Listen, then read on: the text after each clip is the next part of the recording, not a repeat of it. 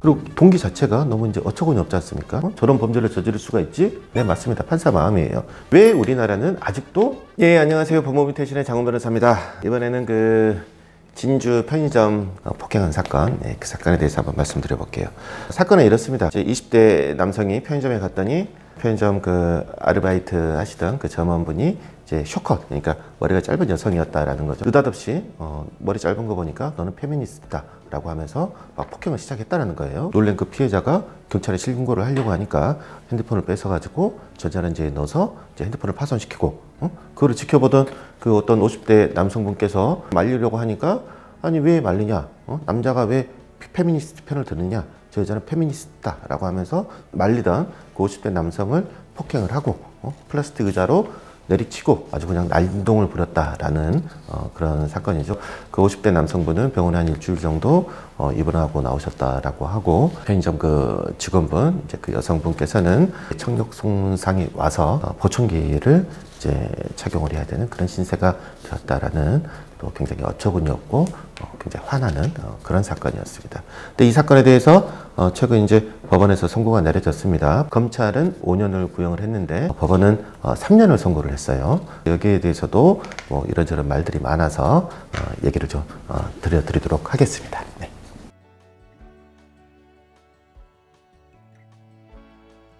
제가 보기에는 너무 낮은 형량 같아요. 네. 피해가 너무 크지 않습니까? 20대 여성분께서 평생 이제 보청기를 끼고 살아야 되는 이제 그런 처지에 됐다. 이거는 중상해라고 봐도 충분하거든요. 그리고 동기 자체가 너무 이제 어처구니 없지 않습니까? 페미니스트라는 이유로 여성을 그렇게 무차별적으로 때렸다. 안 그래도 지금 젠더 갈등이 극에 달하 있는 우리 사회인데, 이 행동으로 인해서 젠더 갈등도 더 막 촉발이 되고, 여성분들은 뭐 무서워서 이렇게 쇼컷으로 하고 다니겠어요? 굉장히 이제 사회의 불안감과 갈등을 조장하는 피해가 굉장히 큰 이런 사건인데, 징역 3년은 너무 약하다라고 생각을 합니다.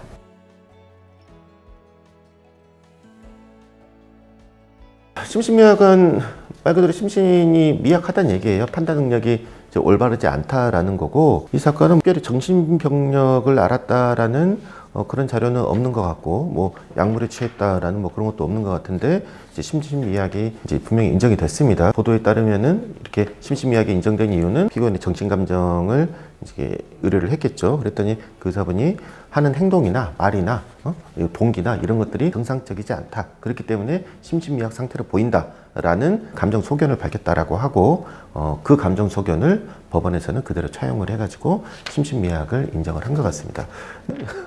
이상하지 않습니까? 보도에서 접하는 대부분의 범죄들은 정상적이지 않습니다. 일반인들이 봤을 때 이게 말이 돼? 어떻게 저런 행동을 하지? 저런 생각을 하지? 저런 범죄를 저지를 수가 있지? 보도에 나오는 모든 그런 사건은 다 심신미약인 겁니다. 하지만 의사분들이 내리는 그 의학적인 판단이랑 법률적으로 내리는 그 판단은 달라야 되는 거죠. 이 사람이 정신이 정상적이지 않다, 심신미약, 의사분들이 내린 판단, 그럴 수 있다라는 생각됩니다. 하지만 법률적인 견제에서 심신미약은요, 형을 감경 또는 이제 면제해 줄 수 있는 그런 사유가 되는 거거든요. 그러면은 정상적이지 않은 행동을 하는 사람들은 다 심신미약으로 형을 감경해 줘야 됩니까?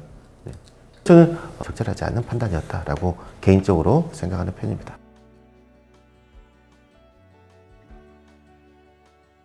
최근에는 조현병이라든지 그런 양극성 정동장애라든지 정말 심각한 그런 병력을 앓고 있는 그런 분들이 아니면은 이제 심신미약을 인정하는 경우가 별로 없다라고 말씀드렸고, 실제로 그렇습니다. 근데 이거는 그렇지 않음에도 불구하고 심신미약을 인정한 굉장히 예외적인 사례인 거예요. 여기에 대해서 뭐 판사 마음이냐라고 하는데, 네, 맞습니다. 판사 마음이에요. 문제가 있다라고 저는 생각을 하는 겁니다. 판사가 뭔가 명확한 기준이 없이 의사분의 그런 감정 소견을 채용을 해서 법률상으로 심신미약을 인정할 것이냐 말 것이냐는 판사 재량이에요. 네. 근데 이 사건의 담당 판사님은 그거를 받아들이신 거죠. 예, 저도 뭐 그런 의견들을 많이 봤는데, 혐오 범죄로 인정이 되지 않았다라는 이유로 이제 기사의 논지도 그런 논지가 많이 있었고, 비판하는 분들도 이게 왜 혐오 범죄가 아니냐라고 그렇게 비판하시는 분들을 많이 봤습니다. 그런 비판은 아직은 좀 일러요. 왜냐하면 우리나라는 혐오로 인한 혐오차별법, 이 법 자체가 없거든요. 외국의 사례는 많이 있죠. 미국, 캐나다, 일본, 서구권들은 이미 혐오범죄법을 제정을 해서 혐오범죄의 경우에는 굉장히 세게 가중처벌하게끔 그런 이제 법률의 규정이 있습니다. 법률이 이미 제정이 되어 있어요. 근데 우리나라는 그 그 법률이 없습니다. 그 법률이 없기 때문에 재판부 입장에서는 굳이 혐오 범죄인지 여부를 판단할 필요 자체가 없어요. 예, 판단할 이유가 없는 거예요. 그래서 판단을 안 했다 뿐이지 이게 인정이 됐다라고 한들 더 세게 처벌할 법적인 근거도 없습니다. 비판의 방향이 잘못된 것 같아요. 왜 혐오 범죄를 인정이 안 되느냐 얘기할 게 아니고 왜 우리나라는 아직도 혐오범죄법을 제정을 하지 않느냐, 혐오범죄법을 제정을 해서 좀 가중처벌하게 만들어야 되지 않느냐, 이 얘기를 해야 되는 그런 상황인 것 같습니다.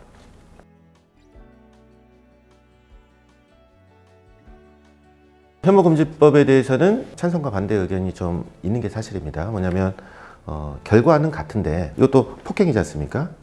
아무 이유 없이 이제 페미니즘 이런 이유로 이렇게 폭행을 한 것, 피해자의 상해 결과는 똑같은데 동기의 차이로 인해서 세게 처벌하는 거는 법적인 안정성이 좀 깨지는 거 아니냐. 안 그래도 지금 판사분들의 그 형량이나 이런 부분에 있어서 비판의 소지가 많은데 혐오 범죄라는 거는 이제 그 동기를 이렇게 파고 들어가야 되는 그런 범죄지 않습니까? 법 규정 자체가 애매모호해서 자의적인 그런 법 적용과 해석이 생길 수 있다. 이런 우려가 분명히 있는 것은 사실이에요. 결과가 똑같은데 동기의 다름을 이유로 강하게 처벌하는 게 타당하느냐. 저는 개인적으로 이 혐오금지법은 반드시 이렇게 제정이 돼야 된다고 생각합니다. 그 이유는요, 결과가 똑같지 않습니다. 아까 소도에도 말씀드렸습니다만 이런 범죄는 사회적인 갈등, 사회에 끼치는 불안, 사회에 미치는 해악이 큰 그런 종류의 사건인 거죠.